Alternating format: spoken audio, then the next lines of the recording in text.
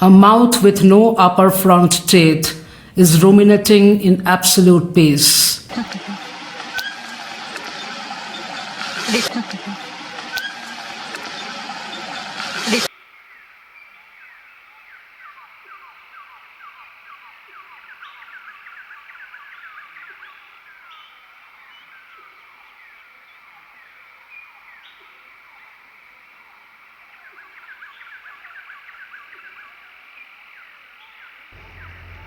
He's smelling it.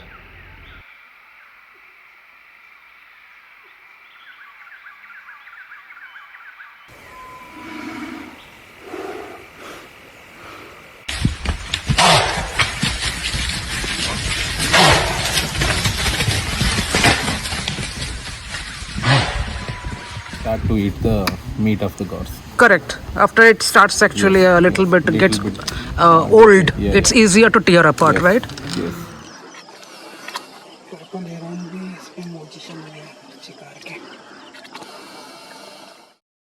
So what? A tiger dragging a Gaur carcass is not a conclusive proof that he killed it.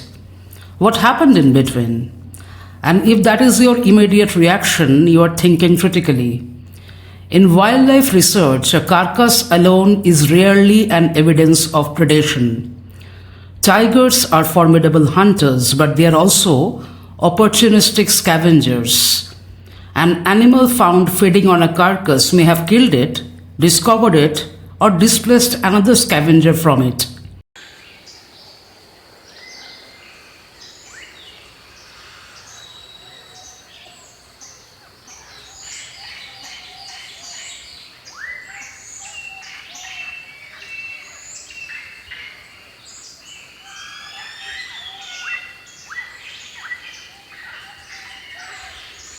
So how do we tell the difference? Either the hunt is directly observed, camera traps and telemetry reconstruct the sequence of events, or the carcass itself preserves the evidence. A predator that kills leaves behind a very different signature from one that merely feeds. Deep hemorrhaging around bite wounds, characteristic throat trauma, signs of a struggle at the site, disturbed ground, drag marks, injuries sustained at the back while the prey was still alive. To an untrained observer, a carcass is just a carcass. To a naturalist, it is a crime scene. And few tigers in India have left behind more such crime scenes than a male from Tadoba named Sambhu.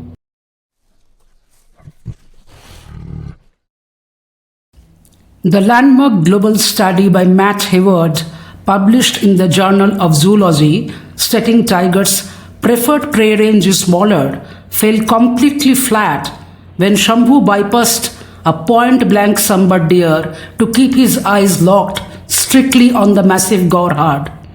And this is when first our eyes locked too, through camera lens, as this was unfolding at a great distance. And yet, it was not reminiscing about Tadoba that made me think about Sambhu. It was a very recent encounter in Bhadra. Because if there is one question that both forests seem determined to answer, it is this: can a tiger really kill an adult bull gaur?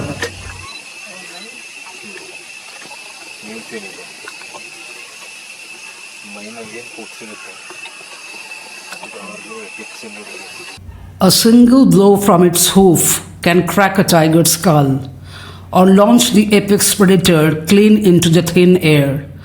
But Indian jungles have a way of shattering textbook assumptions. Weighing more than a standard Indian family car, a prime adult bull gaur is built to be entirely invincible. That explains why in my last documentary, many opinions in the comment section sounded certain. Tigers only hunt the calves. A prime bull is simply too massive to fall. It is a tidy textbook theory, but nature rarely reads the manual. So while those absolute claims were being typed out, I was wading through the raw, misty wilderness of the Western Ghats, and Bhadra's tiger was writing an altogether different story. The moment I arrived in the field beside the stunning backwaters, local reports of the active kill surfaced. But in this documentary, my focus will be on Sambhu's Bull Gaur predation. Glimpses of Bhadra's tiger is shared to convey Sambhu is not the only tiger and Tadoba isn't the only Indian forest where such things happen. Fata viam invenient.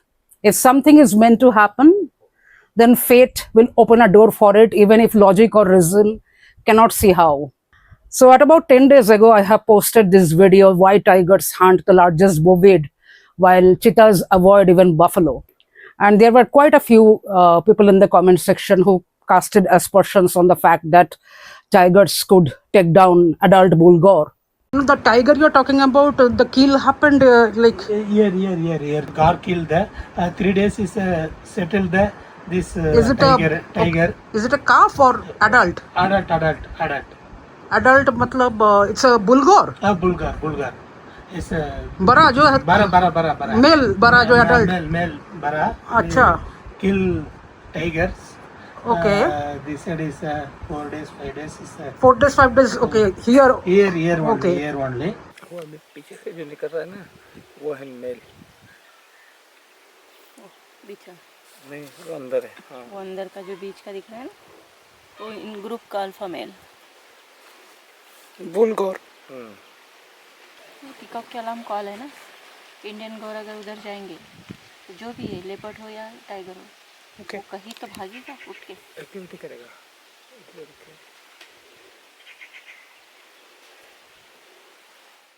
We were waiting here as we heard one of the most distinctive high-pitched vocal markers in the Indian jungle, peafowl's alarm call.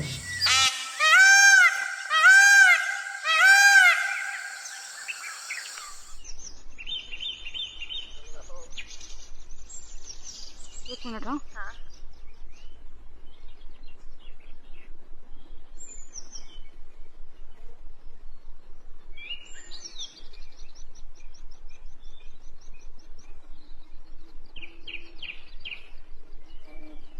close enough to strike the Sambar in a single explosive bound. Yet, Sambhu didn't even twitch.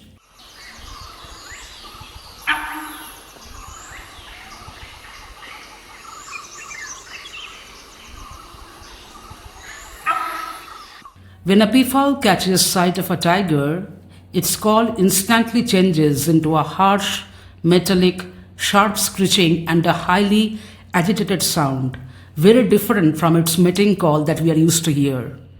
They have exceptional high angle vision with massive panoramic 300-degree horizontal field of view, allowing them to look directly down into the thickets and map a tiger's outline long before it becomes visible to anyone at ground level. And they rarely tolerate a big cat on the move. My guide told me that a male called Sambhu is shadowing gaur herds here for days.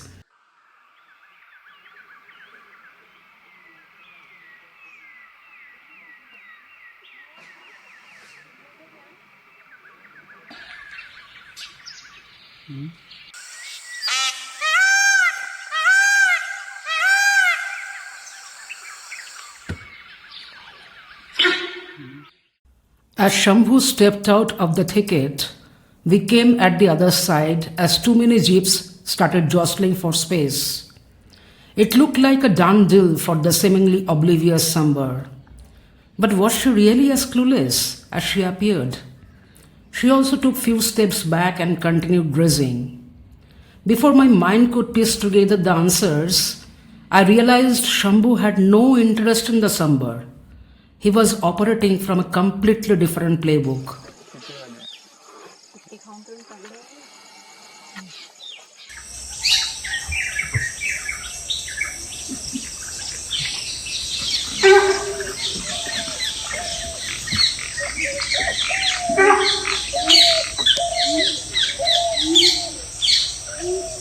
Of all the cats, you might expect the largest, the tiger, to bring down the biggest prey.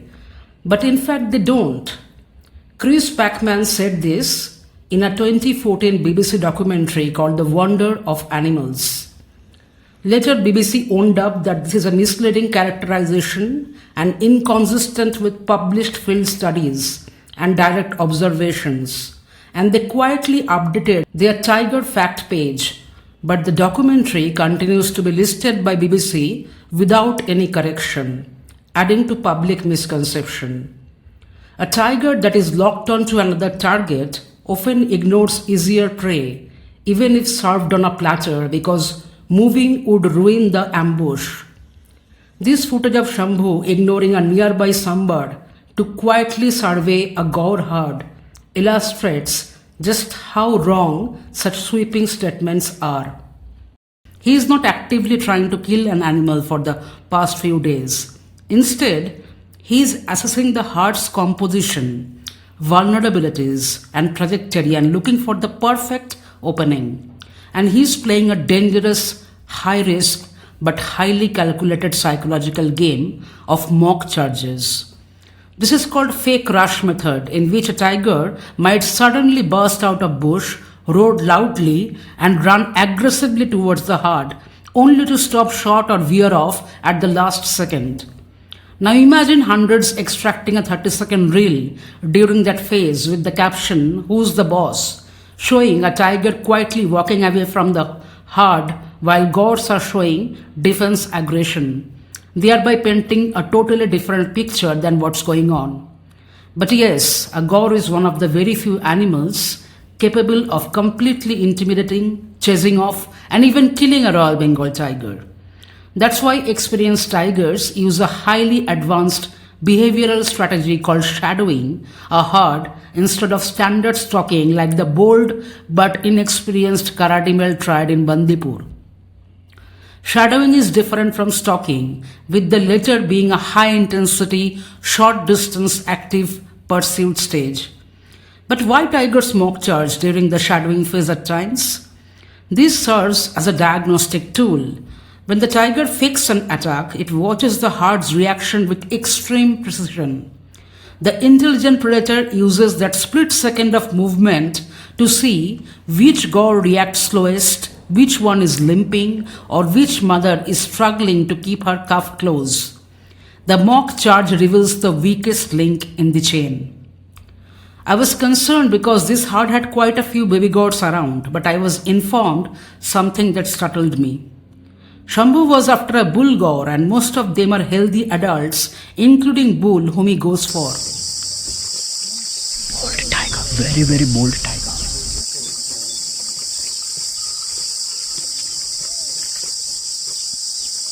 As an adult male Bengal tiger in his prime, he sits solidly within the heavyweight class of Tadoba's dominant males. Sambhu is highly believed to be the son of Wagdo, commonly known as the Big Daddy of Tadoba. Wagdo was a 300 kg giant who earned his fame and a scar over his eye from a near-fatal battle with a massive Gaur. Because Sambhu has supposedly inherited his father's immense size and specific taste for hunting massive adult Gaurs, guides and tourists often refer to him as the true heir to the Gaur hunting legacy of Tadoba. But wild tiger lineages are difficult to trace without DNA testing, and I think the Wagdo's son narrative is largely a popular theory passed around by tourist and safari guides. Many wildlife trackers believe Sambhu was actually sired by Bajrang, another legendary heavy-bodied dominant male of Tadoba.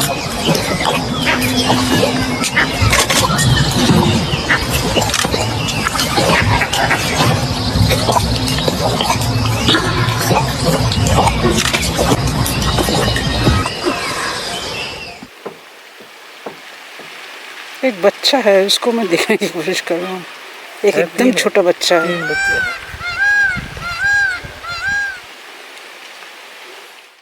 Be that as it may, if Sambhu were to aggressively stalk Gaurs, the herd would immediately lock down into their defensive circle. By shadowing them loosely, Sambhu forces the herd to stay on high alert until they eventually grow tired, let their guard down and resume grazing. A bull eventually got slightly separated and was taking rest.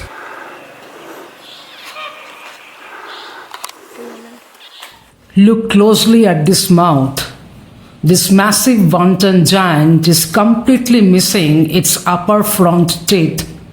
Yet this mouth generates enough evolutionary power to sustain 1,000 kilograms of muscle.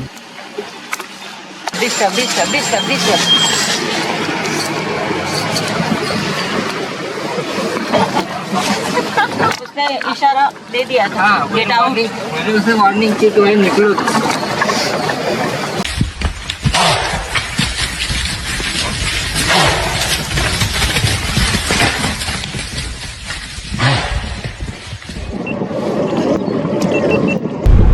यहाँ पर मोहरली lake है ma'am daughter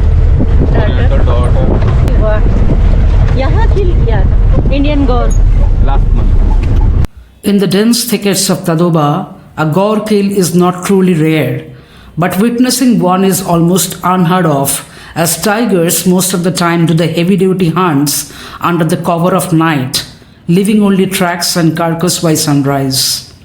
I have been told that just last month another tiger successfully brought down a Gaur in these very woods. But defying regular predatory behavior, Sambhu was actively tracking a massive healthy bull gaur under afternoon scorching sun, and I was trying to get a glimpse of the absolute clash of giants, ably assisted by Tadoba's most experienced guides.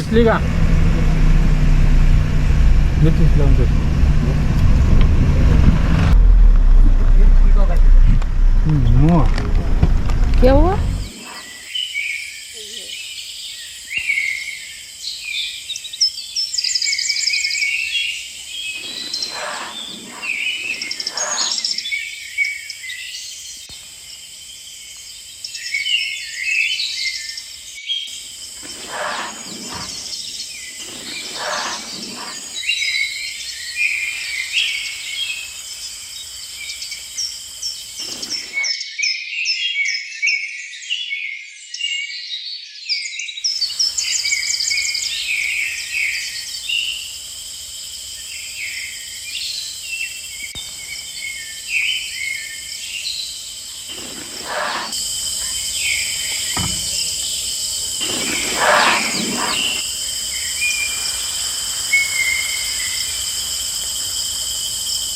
The Gaur's heavy horns and muscular neck are designed to crush a direct frontal assault by a lone tiger. By sitting down and eventually retreating into the ditch, Sambhu deliberately chose to de-escalate the Gaur's immediate flight or fight response and once again stopped tracking as an active threat in the Gaur's field of view.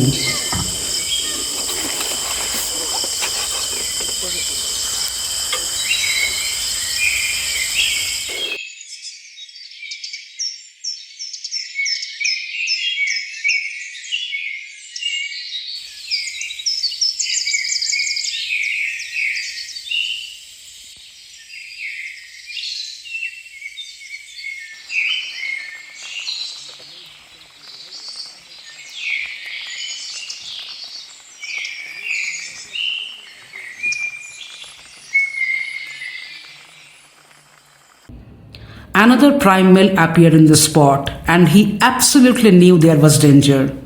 He would have heard the first bull's aggressive hissing, if not seen his rigid defensive posturing, and smelled the spike of stress hormones like cortisol and adrenaline in the air. In ecology, this is called emotional contagion or socially transmitted risk assessment. The second Gaur didn't descend into the ditch because he was completely oblivious. He likely interpreted the first bull's posturing as a successful territorial defense. Adult male Gaurs are massive, powerful herbivores accustomed to asserting dominance. And as I said before, they don't behave like typical prey. Because Sambhu was hunkered down inside a deep ditch in contrast to the previous waterhole, the angle from the uplifted platform also created a complete visual blind spot. And then rain often triggers Gaurs to move towards waterholes. They use mud to coat their skin as protection against biting insects, and the cooling rain lowers their guard. Then the sudden onset of drizzling may drastically alter the physics of scent. High moisture levels trap a tiger's musk close to its body, preventing the scent from rising up to the elevated platform where both Gaurs originally stood, and the sound and pelting action of the rain created sensory white noise. The Bull Gaur is at the other end, and its primitive cognitive map assumed he had successfully scared the tiger away from the area. He expected Sambhu to remain submissive and hidden. This is called mirage of safety.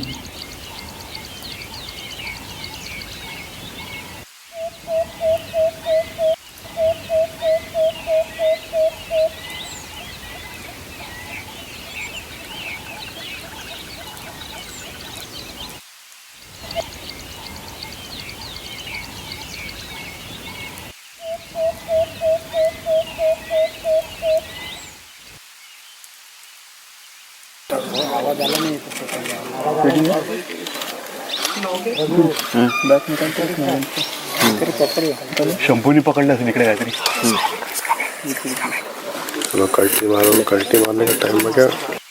Now another bovine stepped right into a confined space where his escape velocity was heavily hindered by mud and water, giving Sambhu the exact claustrophobic low-angle ambush environment that a specialized Gaur killer needs to strike from behind. But he didn't execute any ambush. To our surprise, he got up and faced the adult.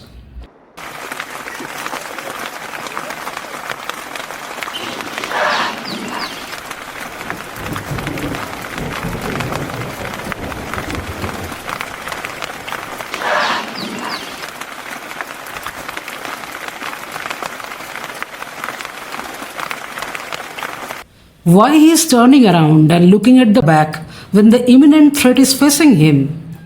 Is he thinking what I am thinking? A chill ran through my spine. I froze the frame right here to capture a split second of pure predatory genius. It happened so fast that human eye could barely process it. Sambhu pulled off a blinding about turn, completely blindsiding the prime bull and everyone watching as he pivoted instantly to hunt down his true target. ये होता 1000 kg तक का ये ले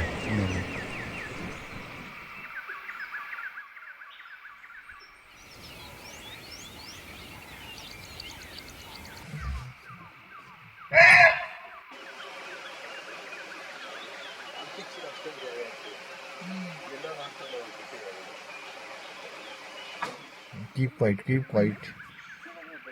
No sound.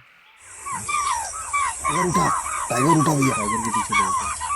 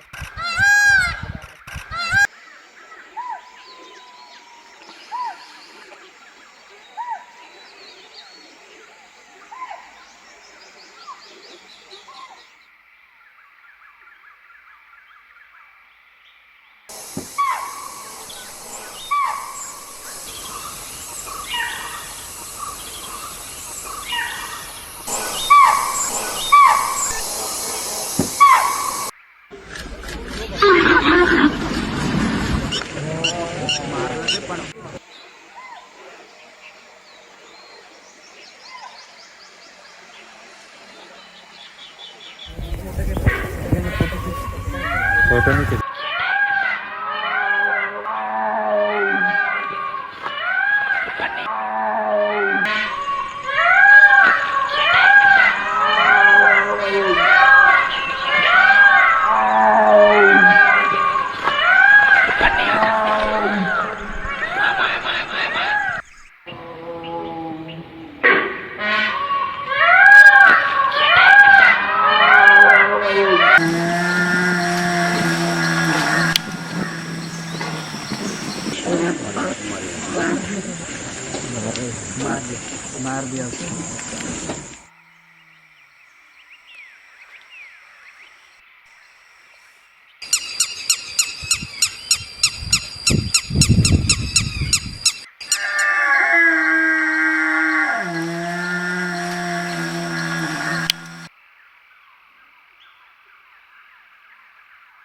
Hey, don't talk.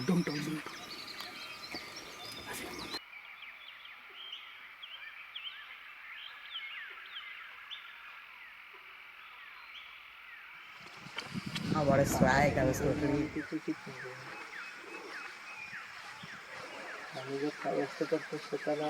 हा नाही तोंडात ते शिकारीचं वगैरे काही नाही.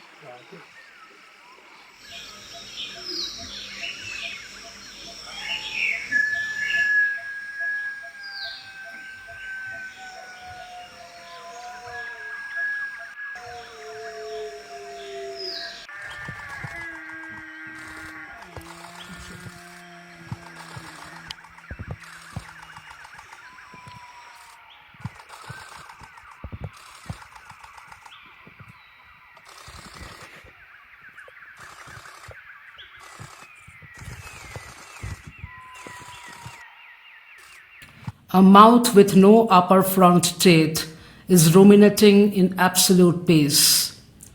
But watching from the shadows is a predator with a radically different craniodental design, engineered not to process life, but to instantly end it.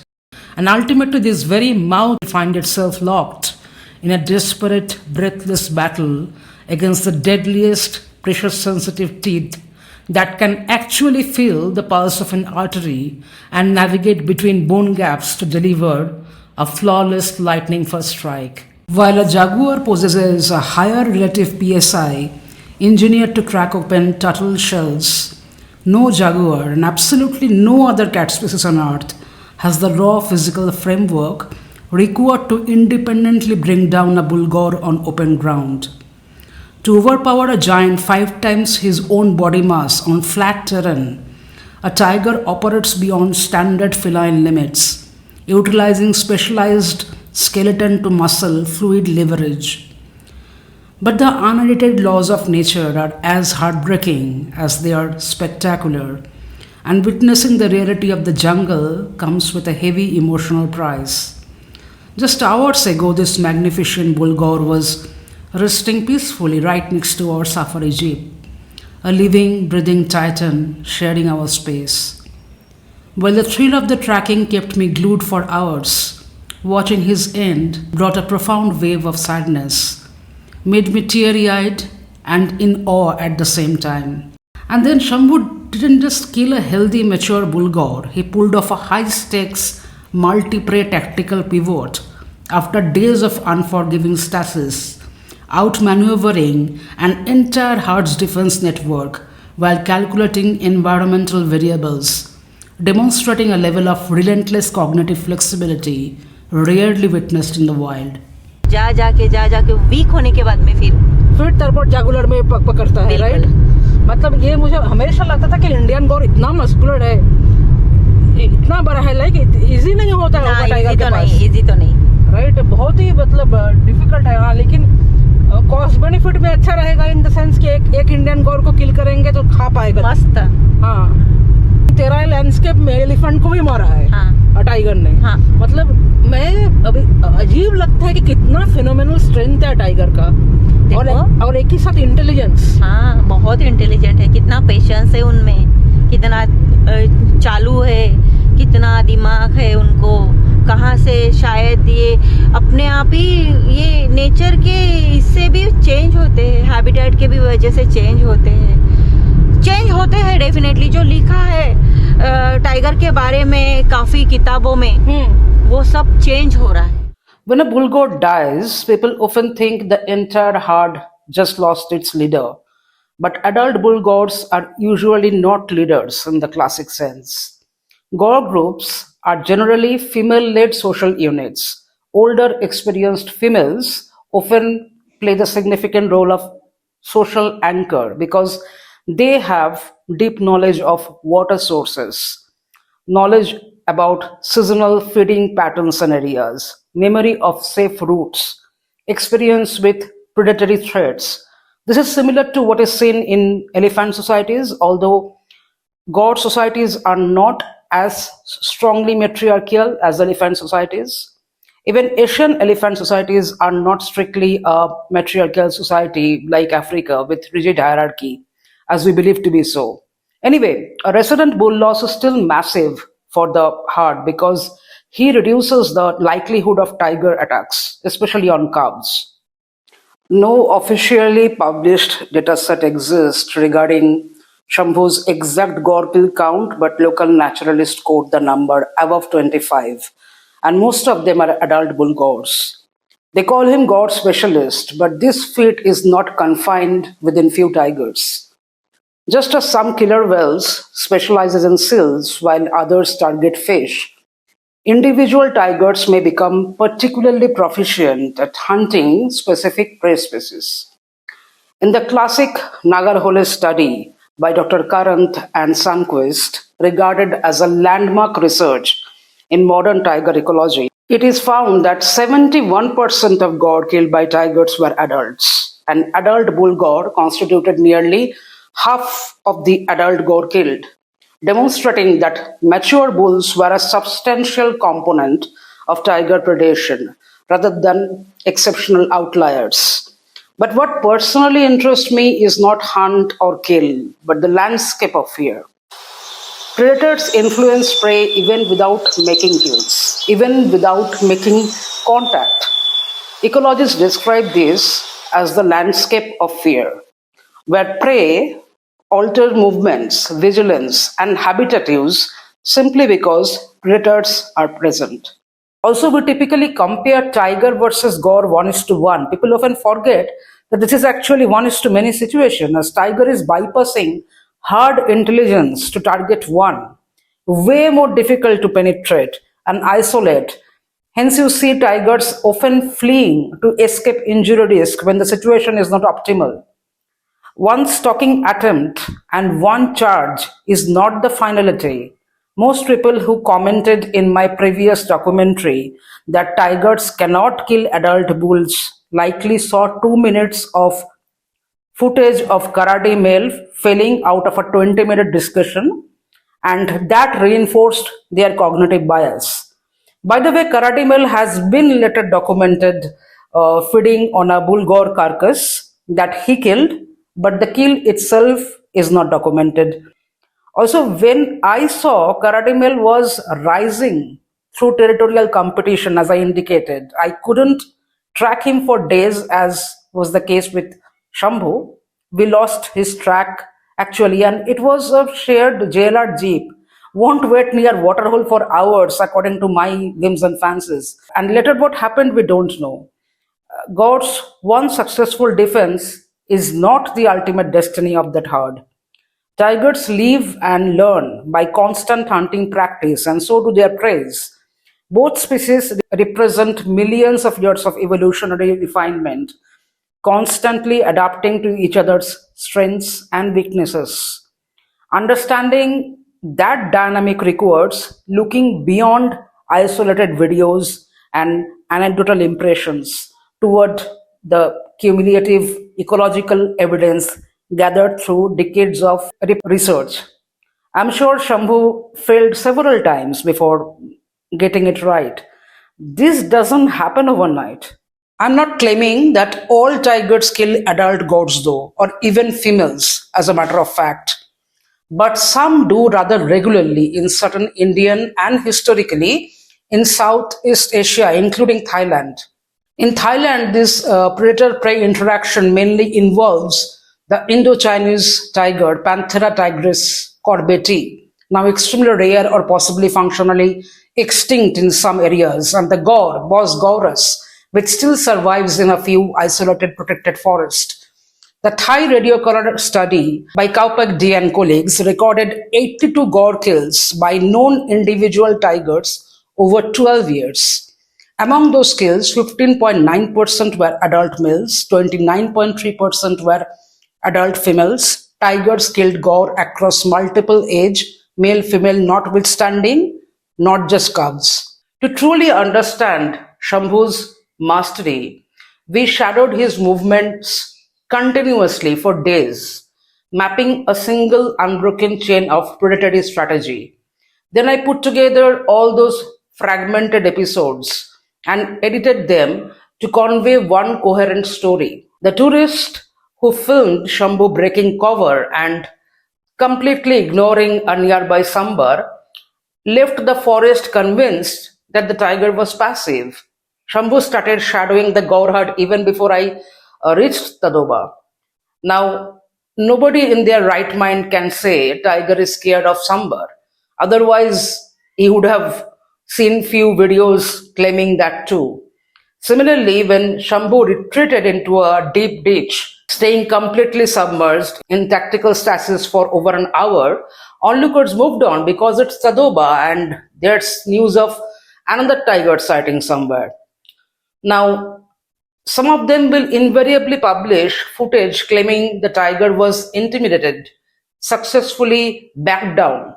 And this actually happened. Funnily enough, I saw few minutes of footage of Shambhu taking a nap inside that waterhole in some channels, stating that large Gaur drove him away. And if a tiger quite routinely targets Gaur herd, sometimes they will be genuinely chased away. The mathematical probability of failure arises when one is trying and is going to be higher for someone like Shambhu relative to an individual tiger who rarely or never attempts Gaur. Fact is, chances of Gaur killing a tiger is exponentially lower than a tiger killing a Gaur. But the first is way bigger news. Anyway, the Nagarhole field study is not one isolated observation like this. Years of research. So saying tigers cannot defeat bull goats because the bull is stronger and 5 times bigger is almost irrelevant. Predators win through tactics, not weightlifting.